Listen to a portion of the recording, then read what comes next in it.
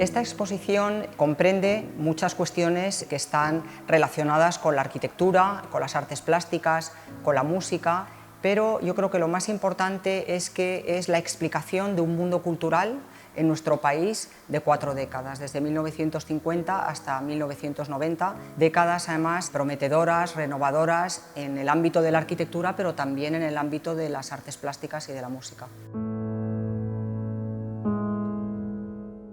García de Paredes fundamentalmente es un arquitecto que forma parte del grupo de arquitectos que renovaron la arquitectura en nuestro país en aquellos años. Son coautores de muchos de los proyectos que nos rodean, tales como Rafael de la Hoz, Javier Carvajal, Corrales y Molezzún, Alejandro de la Sota. Son los primeros contactos que hay con la arquitectura que se hace fuera de nuestras fronteras, que traen la arquitectura del exterior hacia una España que hasta entonces había sido bastante endogámica y que además este grupo de arquitectos tenían la firme convicción también de que la arquitectura se relacionaba con muchas otras disciplinas, con las artes en concreto, y además eran arquitectos que tenían una enorme responsabilidad social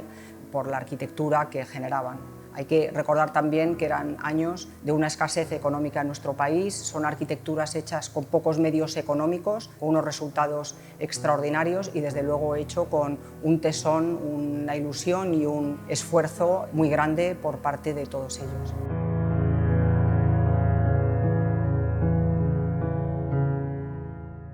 La arquitectura de García de Paredes diría que es una arquitectura silenciosa, muy elegante, que no reclama atención, que es una arquitectura discreta y que es una arquitectura tremendamente culta. Pero ese silencio no está reñido con un deseo de responder a las necesidades y a los problemas que plantea el edificio.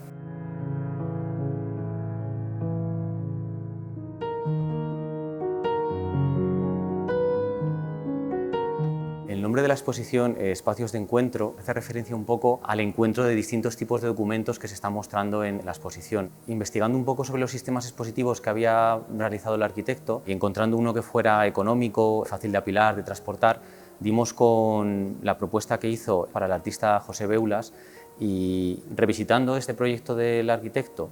y uniéndolo a su vinculación con la música y con Falla, nos pareció muy bonito, digamos, desplegar a lo largo de las dos plantas del Museo ICO una partitura de formas de hacer, de formas de representar, en el que nos encontramos desde fotografías a planos, a bajorrelieves, maquetas, en el mismo plano vertical. Entonces, la exposición no es una exposición al uso en el sentido de lo que se muestra. No solo se ven maquetas y fotografías, sino que nos podemos encontrar cualquier tipo de escultura, cualquier tipo de obra de arte y que todas ellas conviven en esta especie de imaginarios y de melodías gráficas que presenta cada proyecto. En cuanto subimos a la primera planta, que nos llama el título de la exposición y estos primeros pentagramas que te llaman desde la parte de abajo, nos encontramos con una introducción al personaje, a la persona, al arquitecto, a sus orígenes y a su vinculación con el mundo del arte. En esta misma zona vemos la primera temática que se plantea, que es los proyectos compartidos. Este tema representa de una manera muy actual y muy contemporánea cómo el arquitecto siempre tiene que trabajar con otras personas y siempre forma parte de un equipo. A continuación tenemos el continente sumergido o los encuentros musicales, en el que se introduce la relación de García Paredes con el mundo de la música, con Falla y cómo le afectó y cómo es tan importante y cómo va conformando luego toda la sucesión de inquietudes espaciales, culturales que va adquiriendo y va conformando a lo largo de su vida y también de la propia exposición. En esta misma planta nos encontramos con los proyectos de las nuevas iglesias, que en ese momento resultaron no solo en espacios de encuentro para los feligreses, sino en espacios para la gente de los barrios donde se sitúan estas iglesias. Y a nivel arquitectónico supusieron una manera muy radical y muy directa de plantear como una arquitectura moderna que podría hacerse hoy en día perfectamente, encontrarse en cualquier revista de hoy, podía resolver el problema del programa espiritual.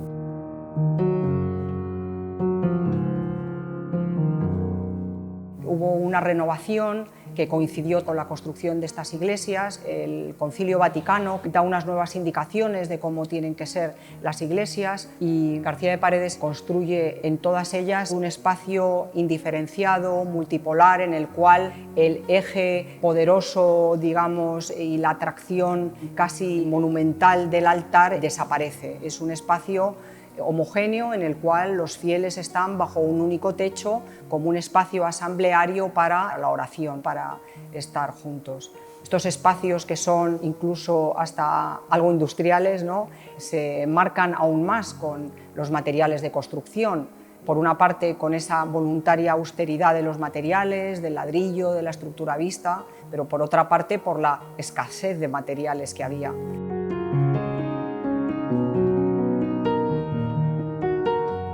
A continuación nos encontramos con un punto muy importante en su vida, que es el vínculo con Granada. Se puede pensar en Granada como un proyecto más en toda su obra y por toda la gente que le ayudó en el comienzo de su carrera. En la rampa del ICO, en esa transición espacial, propusimos introducir el momento histórico que rodeó al transporte y el diseño de la urna del Guernica para hablar de la transición cultural y política en ese momento en el país. Cuando terminamos esta rampa en la que nos encontramos distintos recortes de periódicos, llegamos por fin al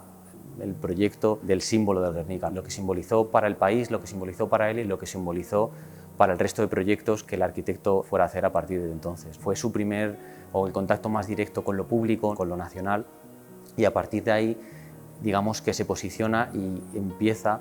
a relacionarse de una manera más espacial con la música, más directa. ¿Con qué? Con los auditorios, con los edificios de los auditorios y con las salas de los auditorios.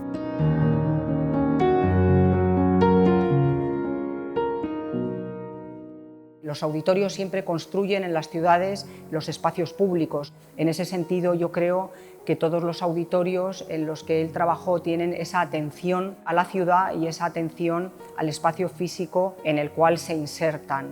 García de Paredes, desde muy joven, estaba inmerso en el estudio de estos espacios musicales. Él siempre hablaba no tanto de la palabra acústica, sino hablaba de musicalidad, porque habían muchas otras cuestiones que afectan a la musicalidad de una sala, tal como pueden ser los materiales con los que se construye, los colores de los materiales, la sensación que tiene el público cuando ve a los músicos.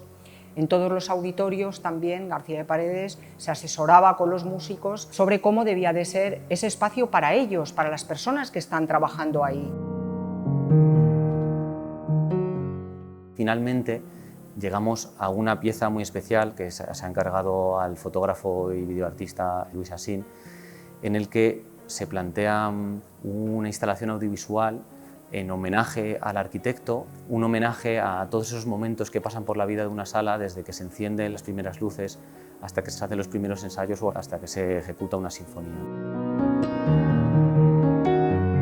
La exposición está estructurada de una manera lumínica y cromática, con un plano vertical constante negro, pero los planos horizontales al principio son unos planos claros. Cuando vamos en la transición se reduce a unos planos un poquito más grises, cuando llegamos al Guernica un poquito más oscuros, y ya cuando nos adentramos en el auditorio, como si nos estuviéramos adentrando realmente en un edificio auditorio o en una propia sala, ya todo es más oscuro, la luz se reduce y empieza a sonar la obra de Luis Asín como broche final de toda la exposición.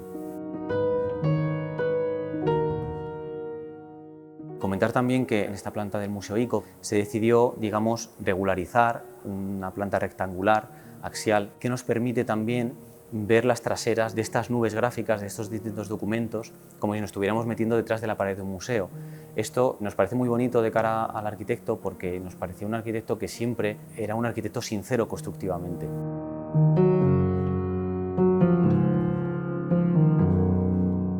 La única pieza que se sale de la norma del pentagrama musical es un expositor translúcido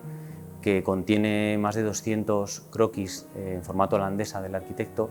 y esto representa, por un lado, el proceso de pensamiento del arquitecto, en el que nos podemos encontrar desde cálculos, perspectivas, frases, pensamientos, pero de una manera más general nos muestra su imaginario, ¿no? Nos muestra cómo pensaba él. Por eso hemos intentado que fueran unos elementos que flotaran en el espacio y que realmente se separaran un poco de todo lo demás, que contrastara realmente. Al final de la exposición pero que también puede ser al inicio de la exposición, llama la atención el móvil columna de Eusebio Sempere, que está colgado justo delante de una fotografía tamaño real de los faroles del Auditorio de Granada. Y tiene una historia, como todas y cada una de las piezas de arte que hay en esta exposición, que tienen una vinculación especial y una historia, porque ese móvil fue el que estuvo colgado en el escenario del Auditorio Manuel de Falla el día de la inauguración.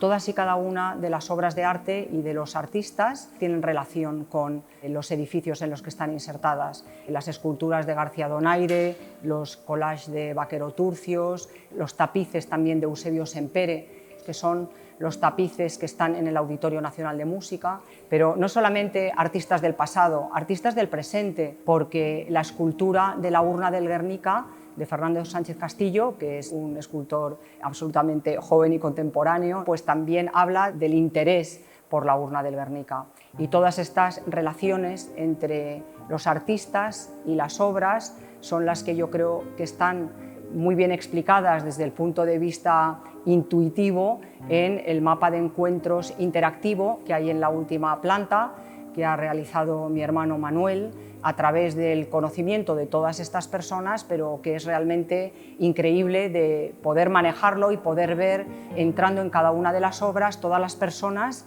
que están relacionadas con esa obra de arquitectura o esa obra artística o ese espacio musical.